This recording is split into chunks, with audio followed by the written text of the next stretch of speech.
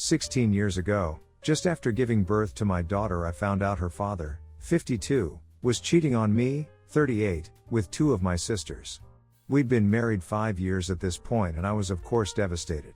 Neither of my sisters knew he was having an affair with the other, and it came out because my mom found out about my older sister, after which my younger sister admitted what had been happening as well. When I confronted him, he didn't say a word. He walked out and I didn't see him for nearly 4 years. He continued to send money each month, but there was no other contact or explanation for his behavior. I cut all ties with my sisters. They've also never tried to contact me to apologize or see their niece. When it comes to family functions, my wider family have always made it clear that if I am coming they are not welcome, but if I'm not they are. I didn't ask for this, but my family said that as I was the one who was hurt, I didn't deserve to feel awkward. This meant my daughter had never met her aunts, and as I never had cause to talk about them, and my wider family never spoke about them, she didn't know they were her aunts.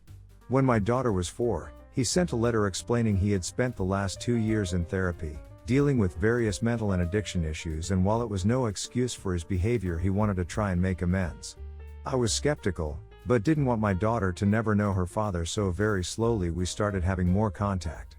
My daughter's now 16 and me and her father have a civil relationship.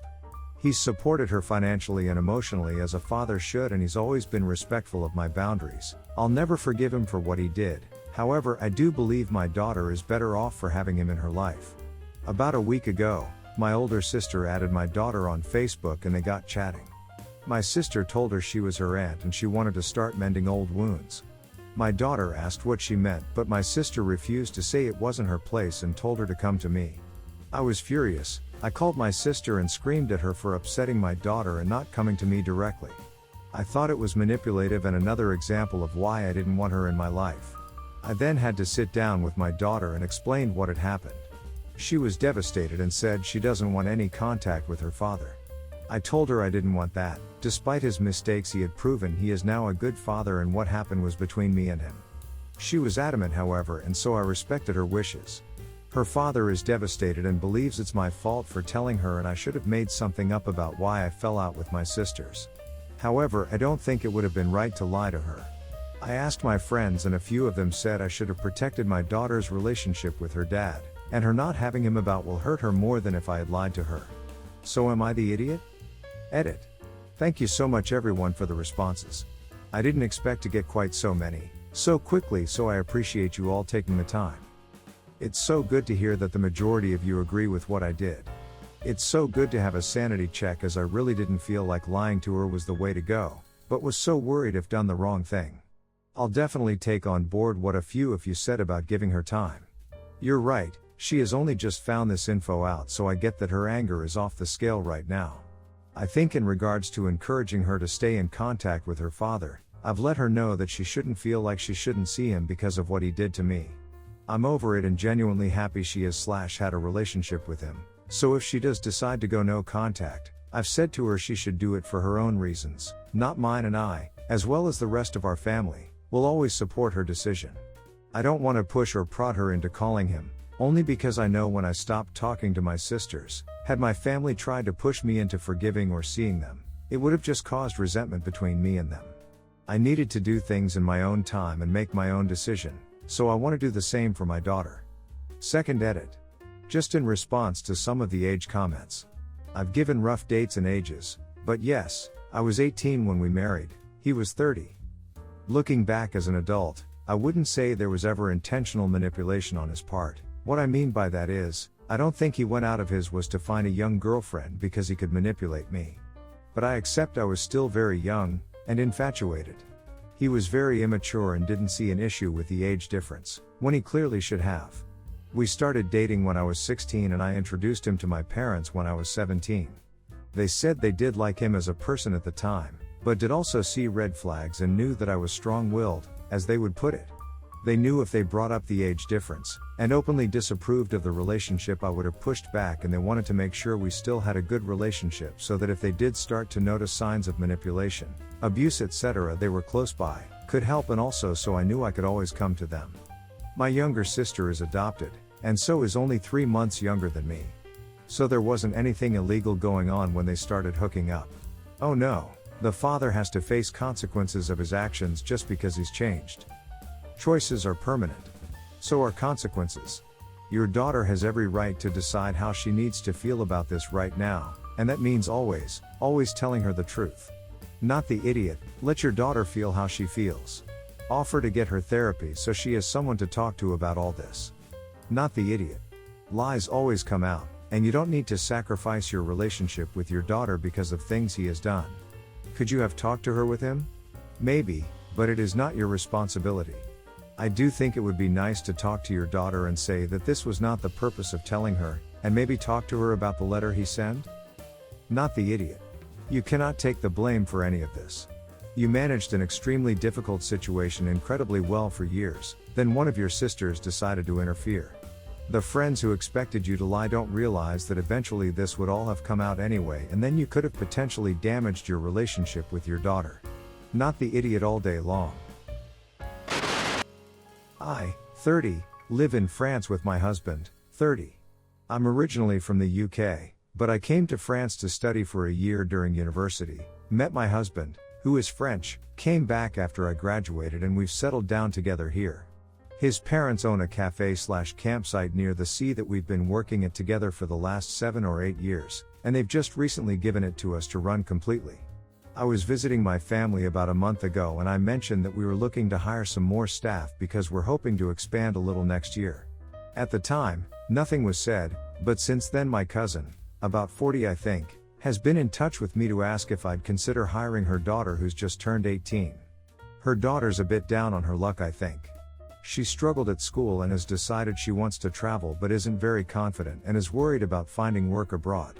Her mom wanted to know if we'd be willing to hire her as we're the only people they know who live abroad. Now, because of Brexit, UK citizens have no right to work in the EU. I think in order for us to hire her, we'd need to sponsor her, and to do so we have to prove, or at least, we'd have to state, that we can't find anyone local to do the job, which is obviously not true.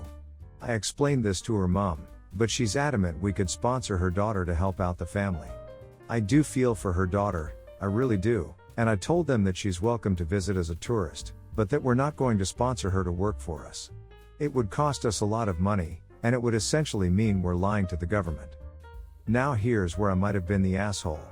My cousin was a huge supporter of the Brexit campaign and constantly shared and posted about it, etc. She kept asking why I wouldn't consider it to help her out, so at the end of the conversation, I told her that if the UK were still in the EU, I'd be able to hire her daughter, and that us not being able to do so is a direct consequence of the Brexit she wanted, and there's nothing she can do about it. My parents think I went too far, and that we could have looked into it, and my side of the family are now quite annoyed at me, but I don't think there's anything harsh about telling the truth. Would I be the idiot? Not the idiot. As someone who lives in a country very close to the UK, I have watched this story unfold from day one. The regrets are apparent every time I'm in the airport, and it makes me chuckle.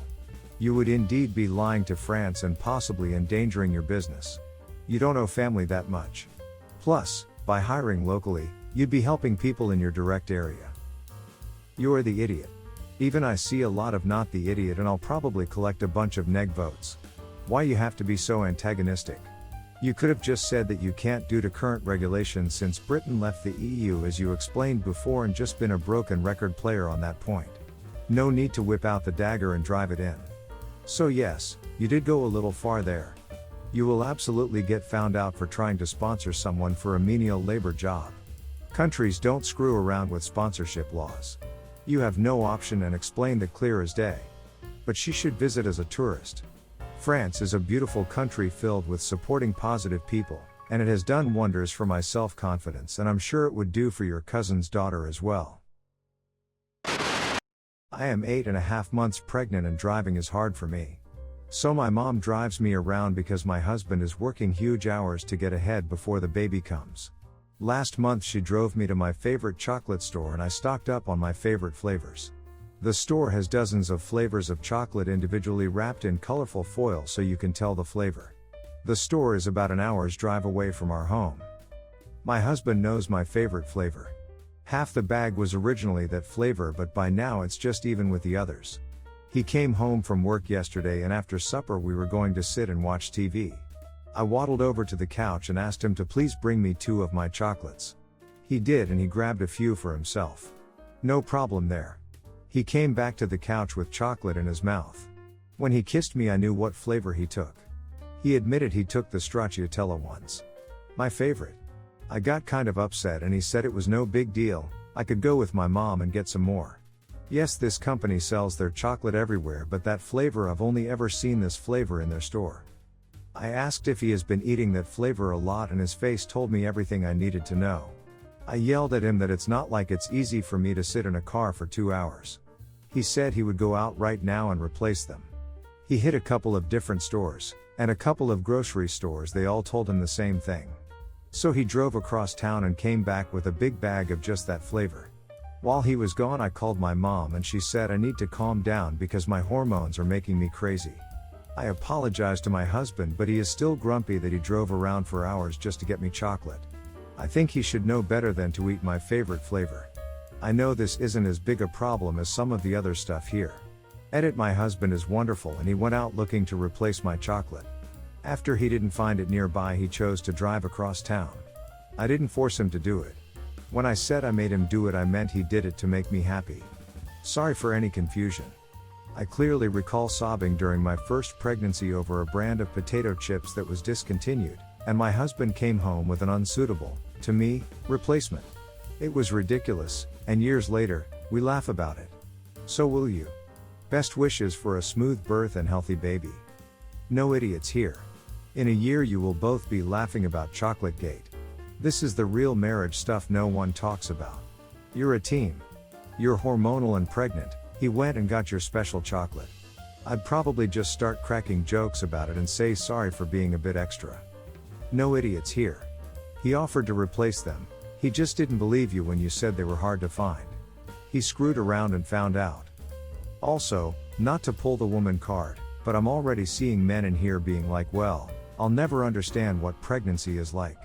Yeah, you don't and you won't. And for this, am I the idiot? I think you kinda gotta understand what pregnancy does to your body. My friend Mel likes to throw parties / get-togethers. She does potluck style, everyone brings something to pass. Then she takes care of the main dish. Her parties have honestly become something I go to out of obligation more than for fun because I end up more annoyed than anything.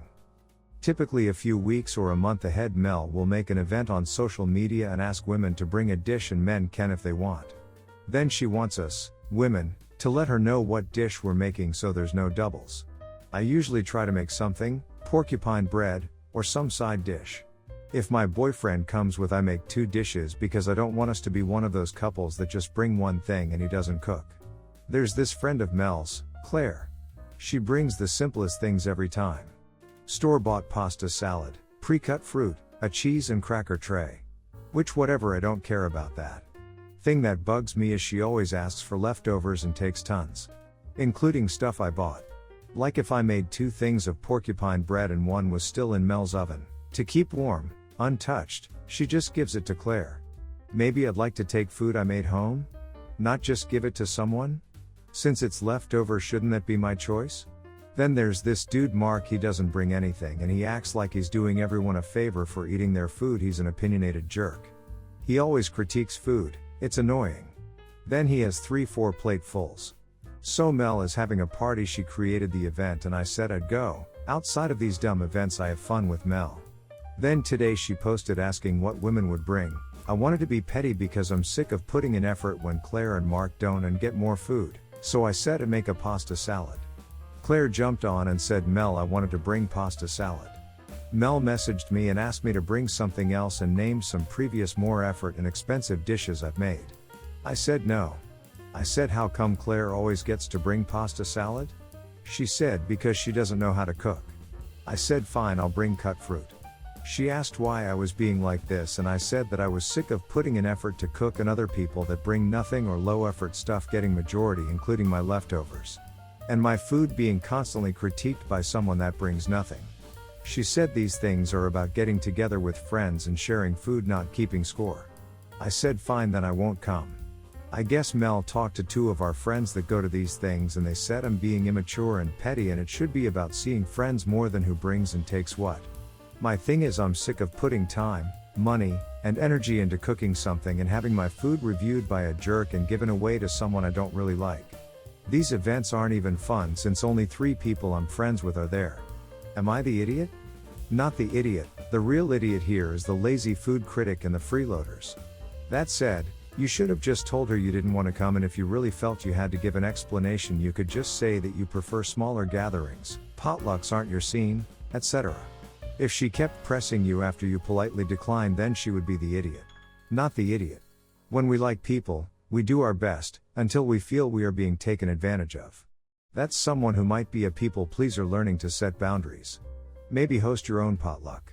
It's good to have guidelines. Folks who can't cook do the cleanup afterwards.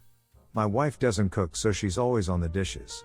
Not the idiot, they said I'm being immature and petty and it should be about seeing friends more than who brings and takes what. Clearly, if that were true, your friend wouldn't have a problem with you bringing pasta, salad, or fruit. Your friend is pretty clearly wanting you there because you bring the high-end home cooking.